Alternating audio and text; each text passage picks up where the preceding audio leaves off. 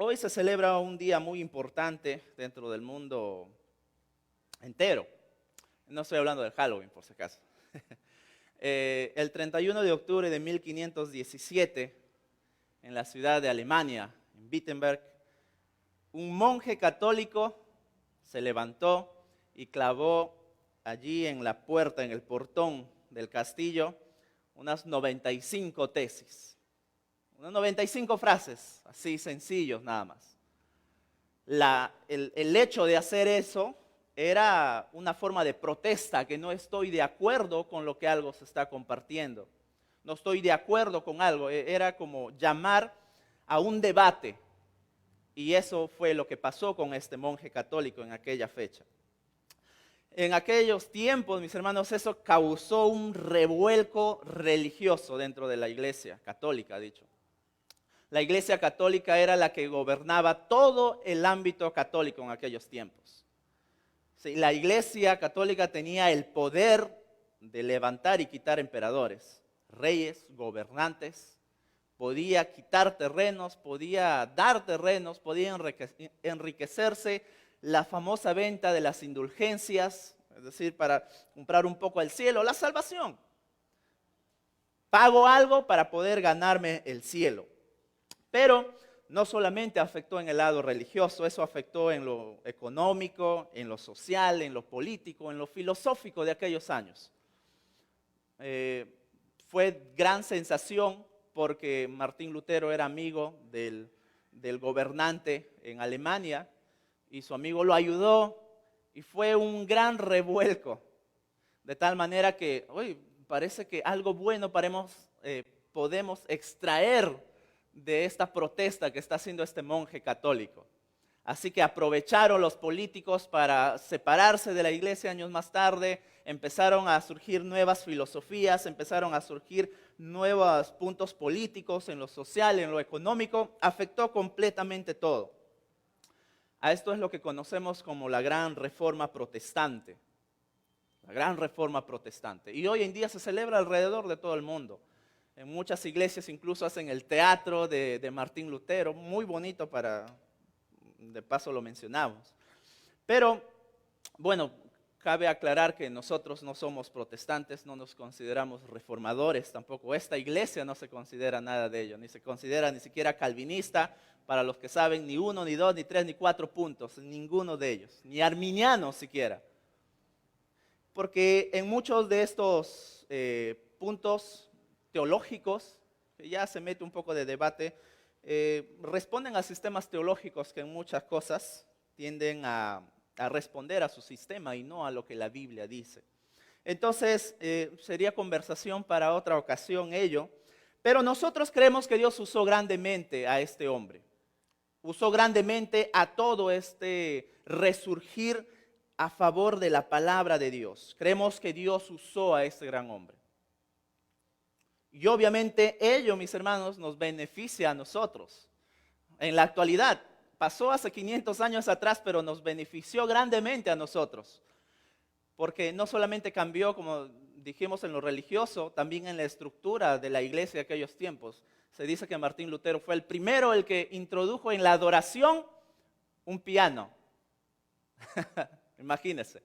En aquellos tiempos la canción era totalmente gregoriana, muy sacrosanta, puro cores de voces nada más, ¿no? Si usted busca ahí, muy hermoso por cierto, aquellas voces, pero fue el primero que introdujo la adoración con piano.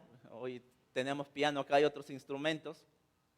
Introdujeron la adoración de la congregación incluso. Las personas no podían cantar cuando asistían a la iglesia, porque cantaban en latín. En un idioma que nadie conocía. Imagínense en Alemania cantando en latín cuando las personas muchas veces ni siquiera tenían educación. Entonces, ¿qué voy a cantar si ni siquiera entiendo lo que canto? Estarían adorando de repente al Papa o a la santidad de la iglesia y cualquier otra cosa, pero no entendían y sin embargo allí estaban cantando o abriendo la boca, haciendo los gestos de repente de lo que estaban haciendo. Pero incluso en la forma de alabar a Dios fue como ayudó en la actualidad y hoy podemos cantar, podemos ser parte de la adoración al Señor, no solamente porque lo hizo este monje católico, sino porque la palabra de Dios lo enseña así, que nosotros podemos cantar a Dios. Amén. Podemos alabar a nuestro Señor. Y no cantamos en idiomas que desconocemos, cantamos en nuestro propio idioma, en los propios salmos. Coros que obviamente cada uno de nosotros disfrutamos, que hemos escuchado en algún punto de nuestras vidas.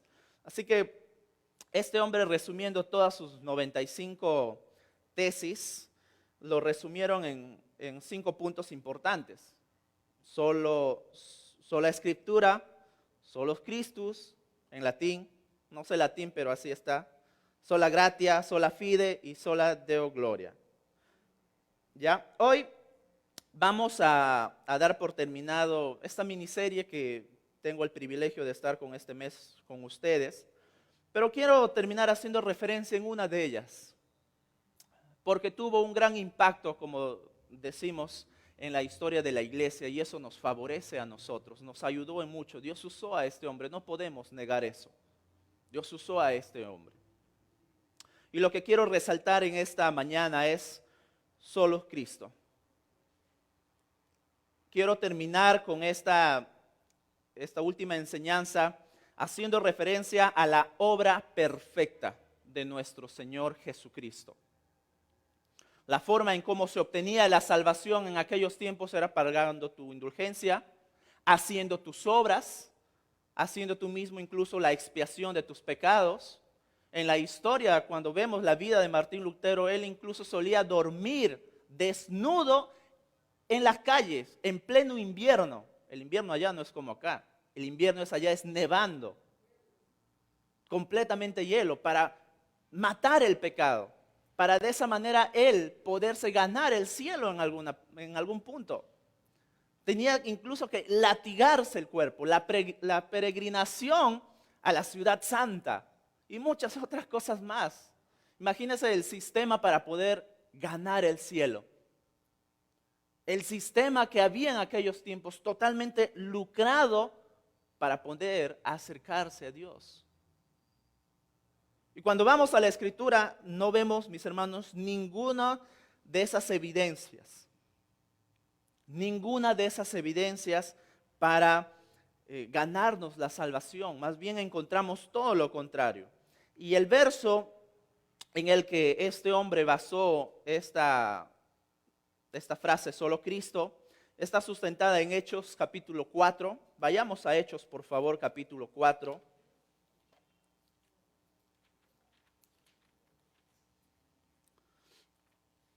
Hechos capítulo 4, versículo 12.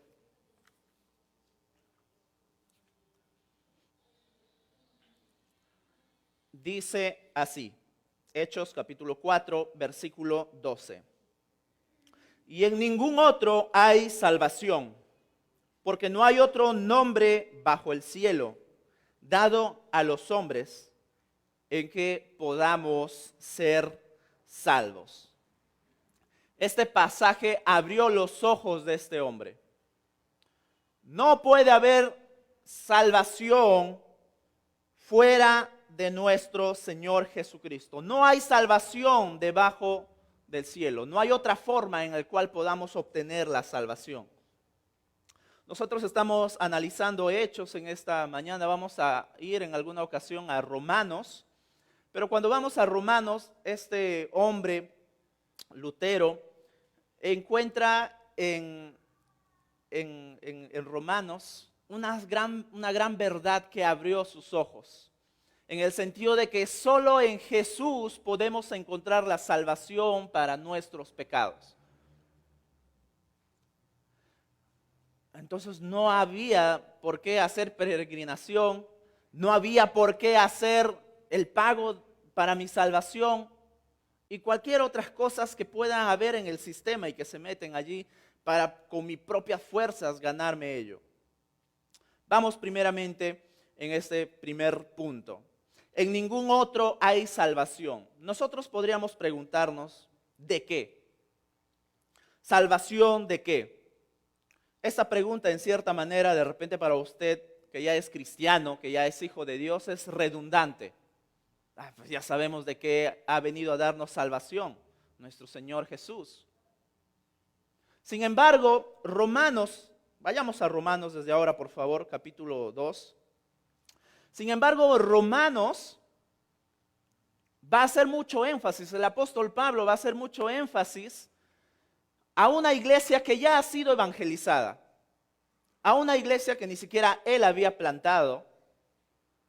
Pablo lo que va a hacer es predicarles una vez más el evangelio, de tal manera que para la iglesia de Roma podría ser redundante también.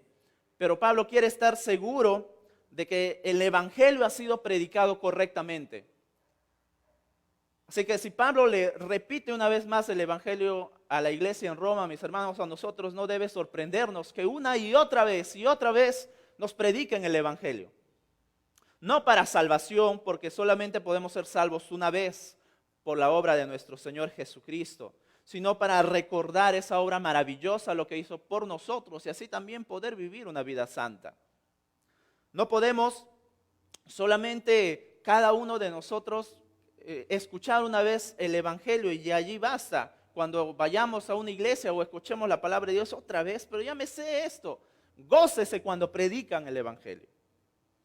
Gócese cuando el evangelio de Cristo es predicado, porque no están predicando cualquier otra cosa, es la palabra del Señor.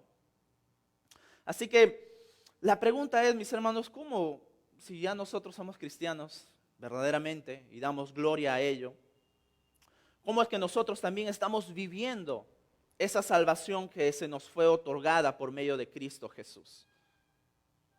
¿Cómo estamos disfrutando esa maravillosa obra a favor de nuestras vidas? Dice Romanos capítulo 2, versículo 2. Mas sabemos que el juicio de Dios contra los que practican tales cosas es según verdad. Es según verdad. Los juicios, ¿para quién es? Para los que practican tales cosas. ¿Qué cosas? Lo dice en el verso 31 del capítulo 29, perdón. Allí vamos a retroceder unos versos nada más. Capítulo 1, versículo 29. Estos son los que practican. Estando atestados de toda injusticia, fornicación, perversidad, avaricia, maldad, lleno de envidia, homicidios, contiendas, engaños y malignidades, murmuradores, detractores, aborrecedores de Dios, injuriosos, soberbios, altivos, inventores de males, desobedientes a los padres, necios, desleales, sin afecto natural, implacables, sin misericordia, quienes, habiendo entendido el juicio de Dios, que los que practican tales cosas son dignas de muerte, no solo las hacen, sino que también se complacen con los que lo practican. Esto es lo que está haciendo referencia Pablo en el versículo 2 del capítulo 2. El juicio de Dios es contra los que practican tales cosas, contra los que están una y otra vez viviendo bajo ello, les gusta vivir en esa condición. Y lo interesante, mis hermanos, es que Pablo no solamente pone en esa lista a aquellos que están practicando y viviendo en estos pecados. Pablo también va a mencionar a un grupo muy interesante. El verso 1, vamos a retroceder, capítulo 2, verso 1. Pablo habiendo dicho a esos hombres: por lo cual eres inexcusable, es decir, no tienes excusa, oh hombre, quien quiera que seas tú que juzgas, pues en lo que juzgas a otro, te condenas a ti mismo, porque tú que juzgas, haces lo mismo. Esto es una gran verdad en la cual nosotros tenemos que ahondar un poquito. Si usted se ha dado cuenta, mis hermanos, y en la revelación de toda la palabra de Dios podemos ver esa gran verdad. Yo no necesito quitarle la vida a alguien para ser llevado a un juicio y por lo tanto ser considerado un asesino. Porque Jesús va a levantar esa valla de la ley un poco más. Jesús lo va a levantar un poco más arriba, aquello que los judíos tenían por ley. Dice en Mateo 5:22, si llamamos necio, si llamamos fatuo o si lo insultamos a algún hermano, también debemos ser llevados a juicio y considerarnos para ser echados al infierno.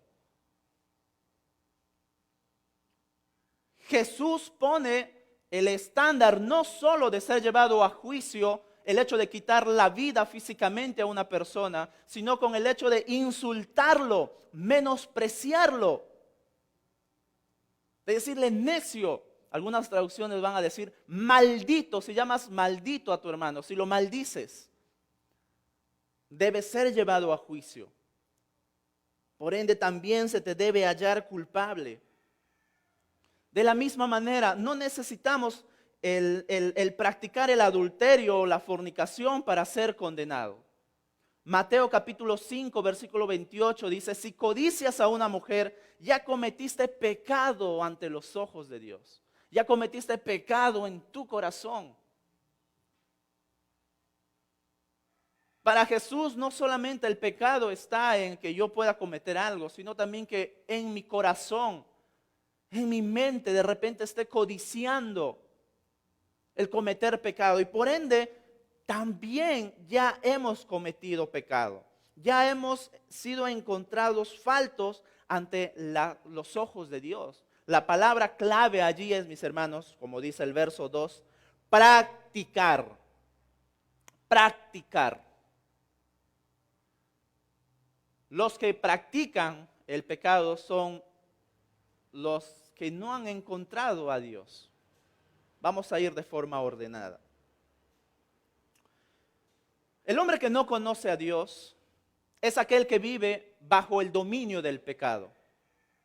Es aquel o aquella que vive bajo la fuerza del pecado, que lo empuja a vivir en mentira, que lo lleva a vivir en codicia, en chismes, en murmuraciones, cualquier otro tipo de pecado. Por ende, la vida práctica en pecado en el cual pudiera estar una persona es algo natural y normal para ello. Practica el pecado, su vida está sumergida en ello, no conoce ninguna verdad, no hay ninguna revelación para poder romperse de ella. Sin embargo, cuando venimos a Cristo Jesús, cuando nos convertimos a Jesús, nos arrepentimos de nuestros pecados, somos perdonados de todo pecado. Somos limpios de todo pecado. Así nos dice la Biblia. Y ahora nosotros estamos libres de pecado. ¿En qué sentido? Ahora en Cristo Jesús ya no estamos encadenados al pecado. Sin Cristo Jesús éramos esclavos del pecado. Estábamos encadenados. No podíamos salir del pecado. Practicábamos de forma natural el pecado. Ahora con Cristo esas cadenas han sido rotas y somos libres para poder adorar a Jesús. Ya no somos libres para pecar, somos libres para adorar a Dios. Porque sin Cristo éramos esclavos, encadenados del pecado. Lo único que podíamos hacer y sabíamos hacer era el pecado. Con Cristo esa práctica del pecado es rota. Debe quedarse allí, sin ningún tipo de condenación ahora ante los ojos de Dios. Pero obviamente en la vida cristiana es donde se practica la santidad. Y allí es mucho donde también tenemos que ver la vida del cristiano. Eso ya es asunto para otro tema, ¿no? En donde tiene que vivir realmente en la libertad que Cristo Jesús ya le ha dado. Ahora ya no es libre para pecar plácidamente, ahora es libre, puede adorar libremente a Jesucristo. Ya no hay nada que le esté amarrando, encadenado. Ahora es libre para adorar solo a Jesucristo. Sí, por lo tanto, Jesús, cuando Pablo hace referencia a los que practican, es aquellos que están encadenados al pecado. ¿Ok? Es aquellos que no pueden salir de las garras del pecado. Así que cualquiera que vive practicando, es decir, no es hijo de Dios, cualquiera que está en estas andanzas, mis hermanos, es digno de juicio. Es digno de ser considerado y llevado ante un tribunal y ser hallado obviamente culpable. Pero de la misma manera tenemos que pensar, ¿qué pasa con aquellos cristianos que viven practicando el pecado? Que a pesar que entienden esta gran verdad o han escuchado esta gran verdad de que ahora son libres ante los ojos de Cristo Jesús, bueno, deben tener muy en cuenta que cuando somos libres por medio de nuestro Señor Jesucristo, podemos ser libres realmente. Esas cadenas son cortadas. Pero es algo en la cual debemos meditar, mis hermanos. Es algo en el cual debemos meditar. Si estoy viviendo en pecado, entonces la Biblia dice solamente los que practican tales cosas, obviamente no son hijos de Dios. Yo debo de reflexionar si realmente he hecho una profesión de fe. Yo debo reflexionar si realmente he puesto mi mirada en Jesucristo.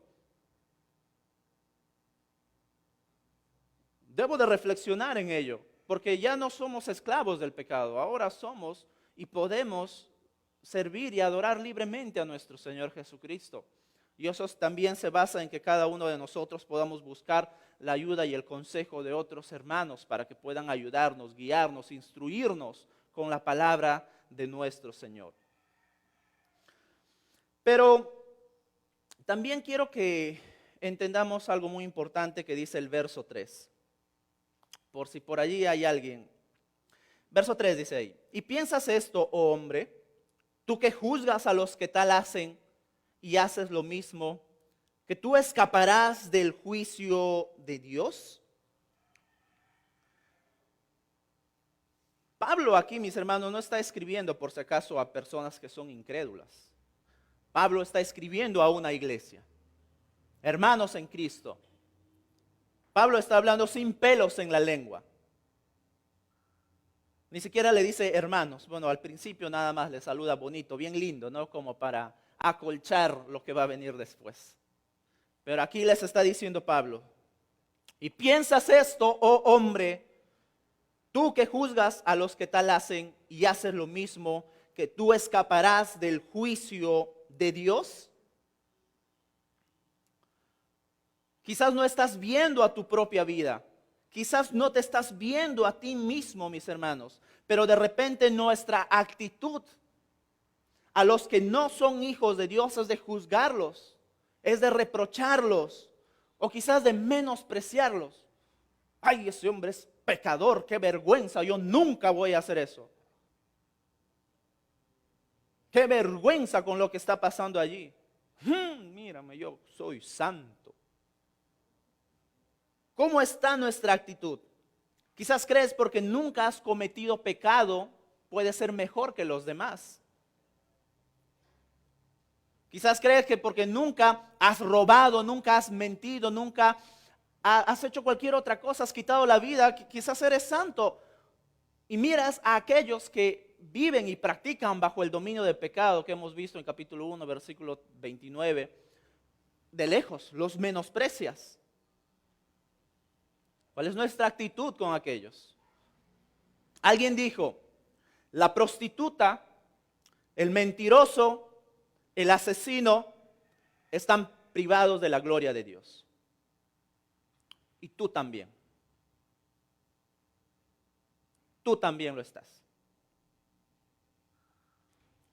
Sigue diciendo el escritor.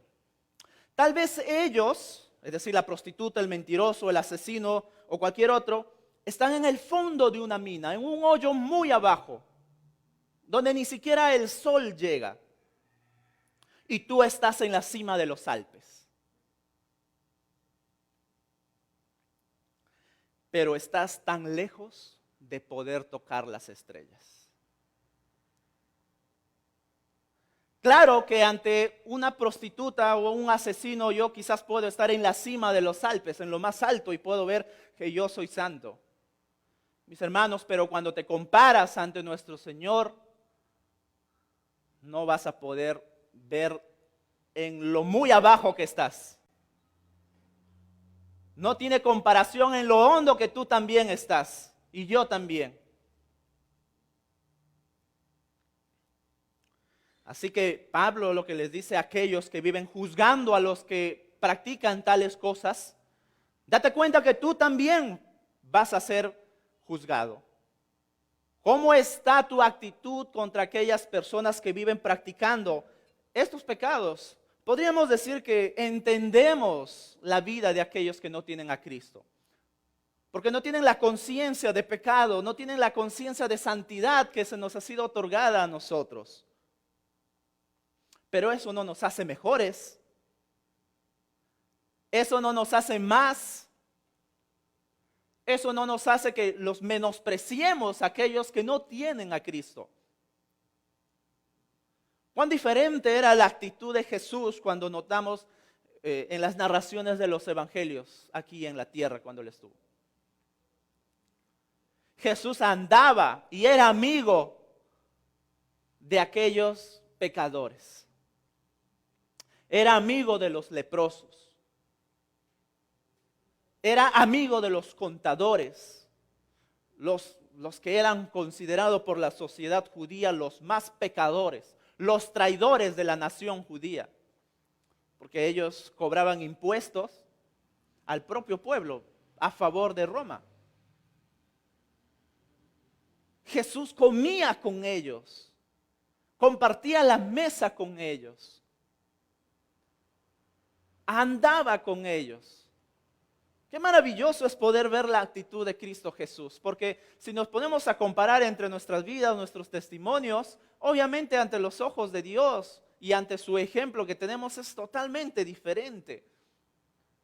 Nuestra mira, mis hermanos, no debe ser bajo la actitud o bajo el estándar de otra persona, debe ser bajo el estándar de nuestro Señor Jesucristo.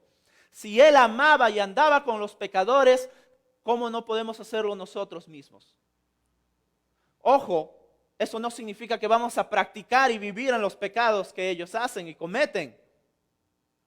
Es para mostrarles y compartirles el mensaje de Dios. Eso es lo que debemos hacer. En una ocasión, cuando trabajaba en un lugar de costura, la costumbre de los hombres en ese trabajo, no sé si de todos, creo que sí de todos los hombres, la naturaleza siempre humana y carnal del hombre es cuando pasa una chica silbarla. Ahí le dicen palabras, o los famosos piropos, que de piropos no tienen nada. Insulto, la forma de menospreciar. Cuando me veían, oye, ven, mira. Obviamente la actitud de mí, en el cual yo trataba de apartarme, era, lo siento, yo no hago eso. Lo siento, yo no comparto, yo soy hijo de Dios. Y curiosamente, no sé por qué es así, pero si un hombre no quiere silbar a una chica, ¿qué es considerado? Le tildan de gay, homosexual y hay otras palabrotas, ¿verdad? Si uno no comparte. O sea, mi hombría es puesto en tela de juicio porque no silbo o no digo algo hacia una chica. Mi hombría es puesto en tela de juicio por eso. Y todos nosotros, creo yo, que estamos en un contexto, en el trabajo, en los estudios, donde en nuestro alrededor no son cristianos, no son hijos de Dios. Incluso con los insultos nos vamos a topar, en donde lo normal que es allí, en el cual estar hablando palabrotas, o quizás este tipo de actitudes, mis hermanos, es totalmente desastroso cuando lo analizamos. Pero nuestro Señor Jesucristo nos dice y nos da el ejemplo de estar allí, no para hacer lo mismo, sino para hacer sal, para hacer luz, para hacer ejemplo, para hacer el cambio y la transformación y el impacto que Él hacía en medio de publicanos, de pecadores, en medio de prostitutas. Porque venían a Jesús llorando por el amor que realmente deberían de recibir. Jesucristo impartía un amor sin igual, donde los hombres en aquellos tiempos solamente lo usaban como un objeto sexual y nada más, algo barato, algo sencillo. pero en Jesús podían encontrar un amor tan puro. Nadie te juzga por tus pecados. Ven, encontraban un amor tan puro, hermanos. Y eso es lo que podemos hacer nosotros. Yo sé que es una lucha constante el poder estar rodeado de un contexto que totalmente no obedece a las leyes de Dios, no obedece a los contextos de Dios. Pero sí podemos hacer un cambio, sí podemos hacer un impacto. Incluso en una ocasión se ponían a contar chistes picantes o calientes, ¿verdad? Y uno demuestra su desagrado. Sabes que a mí no me gusta, yo no participo de eso. Y el coordinador encargado del área, bueno, sale, pues nosotros vamos a contar. Ok, yo me voy, yo salgo. Pero te advierto que si salgo y viene el dueño y si me pregunta por qué estás acá, yo le voy a decir que tú estás contando chistes calientes que no debes de contar. Nunca más volvieron a contar en el trabajo chistes de esa manera. ¿Cómo estamos impactando? Curiosamente, con el tiempo, tuve que cambiar del trabajo, pero en una ocasión un compañero de trabajo me pidió para orar por él, por un problema en la vida. Oré por él, cambié de trabajo, como digo, no sé qué es de su vida, pero me dio mucho gusto. En aquel tiempo yo también era un más jovencito de lo que soy, pero alguien pidió oración por su vida. Alguien pidió una sencilla oración por su vida. Podemos impactar sanamente a nuestro alrededor, hermanos, como nuestro Señor Jesucristo lo hizo. Por eso es que Pablo les dice a la iglesia de Roma: ten cuidado, ¿cómo está tu actitud contra aquellos que son pecadores? ¿Los juzgas? ¿Los menosprecias? Por eso es que Pablo les dice: ¿cómo estás? Creo que la mejor frase que caería para nuestros días es: hey, piénsalo, piénsalo, ¿cómo estás? Lo siguiente que encontramos en el texto de Hechos capítulo 4, versículo 12 es: porque no hay otro nombre debajo del cielo. No hay otro nombre debajo del cielo en el cual podemos encontrar salvación. Y aquí es lo que tenemos que poner un real énfasis, mis hermanos, porque Jesús es el único en el cual nosotros podemos encontrar realmente la salvación en nuestras vidas. Yo estoy empezando así con la afirmación dicha y hecha.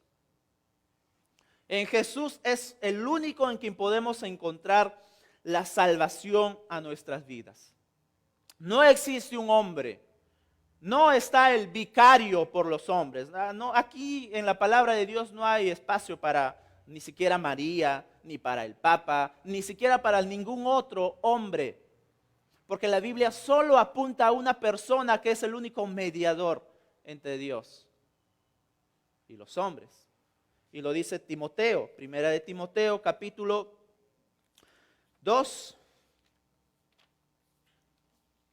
Primera de Timoteo, capítulo 2, versículo 5.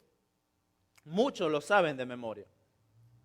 Dice así: porque hay un solo Dios y un solo mediador entre Dios y los hombres, el Papa Francisco. ¿Así dice? La Virgen María. ¿Así dice? No, ¿verdad?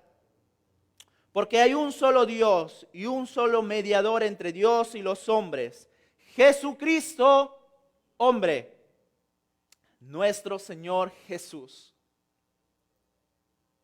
El tema es un poquito amplio, pero cuando analizamos la vida y obra de nuestro Señor Jesús, nos damos cuenta, y esto es algo que estamos llevando en el curso de Teología 2, que Jesús fue 100% hombre, pero a la misma vez 100% Dios. Jesús tuvo que convertirse en un hombre para ser semejante a nosotros en nuestros sufrimientos, para ser semejante a nosotros en nuestros padecimientos. Lo curioso es que Jesús nunca cayó en tentación. Jesús nunca estuvo sujeto a pecado.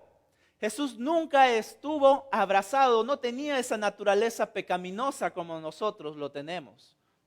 porque según Romanos capítulo 5, hay un Adán que nos representaba allí en el huerto del Edén. Nuestro padre Abraham, nuestro representante legal que veíamos hace unas semanas atrás. Quien nos representaba pecó. Por ende todos somos pecadores. Como dice Romanos 3:10, no hay justo ni aun uno. Todos somos pecadores. Todos, cada uno de nosotros. Como tenemos esa naturaleza pecaminosa de nuestro padre Abraham, estamos condenados. Sin embargo, allí viene la doctrina del nacimiento virginal de nuestro Señor Jesucristo, donde en su concepción no hubo ninguna intervención humana, porque fue a través del Espíritu Santo, quien utilizó, como veíamos la semana pasada, si mal no recuerdo, el vientre de una mujer. Y por eso es que fue 100% hombre, sin embargo, no tuvo la naturaleza humana como lo tuvimos nosotros.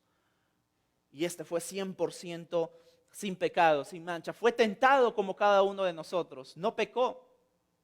No pecó. Y es por eso que Pablo le dice a Timoteo, hay un solo Dios y un solo mediador entre Dios y los hombres, Jesucristo hombre, aquel que puede ser igual a nosotros, pero también era Dios. Por eso es que dice Jesucristo o hombre, y anteriormente ya podemos ver cómo el apóstol Pablo da esa santidad perfecta a nuestro Señor Jesucristo. No es por tus buenas obras en el cual podemos encontrar salvación. No es por la buena persona incluso que pueda ser. No es por tu personalidad tranquila, apacigua. No es ni siquiera por tu carisma. Buena persona, buena gente, acá tranquilo, así bien receptivo. No es por ninguna de esas cosas que Cristo puso su mirada en ti. No es ni siquiera porque tus papás son cristianos si has nacido en una cuna cristiana, en un hogar cristiano. Para nada de eso. Por ninguna de esas categorías o lados nosotros podemos encontrar salvación en nuestro Señor Jesucristo. La única manera es por lo que dice Pablo aquí en Timoteo. Jesucristo hombre, el único mediador. Lo demás, la verdad que no tiene valor ante la maravillosa obra de nuestro Señor Jesucristo. Cualquier otra cosa no se compara a la maravillosa obra de nuestro Señor Jesucristo muriendo en la cruz del Calvario. Hay un poema muy interesante que de repente muchos lo conocen, el famoso poema Desiderata. Y en una parte el poema dice, debes estar en paz con Dios, cualquiera que sea tu idea de Él. Una vez más, debes estar en paz con Dios, cualquiera que sea tu idea de Él. Mis hermanos, no hay manera de estar en paz con Dios. No hay ni siquiera ideas de estar con Dios. No hay modos de poder estar en paz con Dios. El poema mismo nos dice, cualquiera que sea tu idea de Él. Es decir, si yo tengo de Dios a una piedra, entonces yo debo de tratar de estar en paz con esa piedra, porque ese es mi Dios. Si mi idea de Dios es un objeto o una persona acá en el mundo, o quizás algún religioso en esta tierra, entonces yo debo tratar de estar en paz con Él. Mis hermanos, por eso es que digo, no hay maneras, no hay modos, no hay ideas para poder estar en paz con Dios. La única manera, el único modo, la única persona, la única idea es Jesucristo, nuestro Señor. La palabra nos apunta a nuestro Señor Jesucristo. No hay otra forma. No es por tus obras, no es por mis esfuerzos, no es por la buena persona que soy para poder estar en paz con mi Dios. Se trata de nuestro Señor Jesucristo. Esto, mis hermanos, no solamente se aplica para aquellas personas que no tienen a Dios como su Rey, como su Señor, no son cristianos. También para cada uno de nosotros, como hijos de Dios, se aplica esta gran verdad. Porque quizás ahora pensamos que Dios me va a mirar como una sonrisa agradable o va a ser fiel por mí porque yo soy fiel. Porque yo voy a la iglesia, el Señor entonces va a ser fiel. Porque yo entonces diezmo, el Señor también me va a bendecir a mí.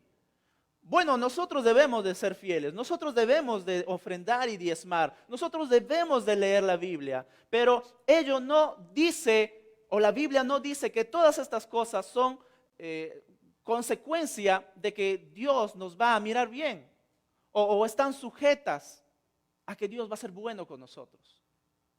La única manera que Dios es bueno con nosotros, siempre y para siempre, es porque nosotros hemos visto al Señor Jesucristo. Es porque Jesucristo ha dado su vida por nosotros. De tal manera que cuando Dios nos mira a nosotros, no mira nuestras obras, no mira nuestros esfuerzos. Él mira al Señor Jesús en nosotros. Y Él es fiel porque nuestro Señor Jesucristo fue fiel. Y es fiel y será fiel por siempre y para siempre.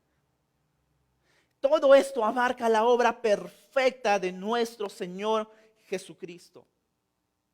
¿Por qué Jesús? ¿Por qué tiene que ser Él? ¿Por qué no ha sido otro, mis hermanos? Porque Él es el único mediador entre Dios y los hombres. No hay otra revelación de Dios aquí en el mundo, ni siquiera en las Escrituras en el cual podemos encontrar que puede llevarnos a Dios. El único que puede llevarnos a Dios es Jesucristo. Y decíamos en la clase anterior, dentro del curso que dábamos, ni siquiera las religiones.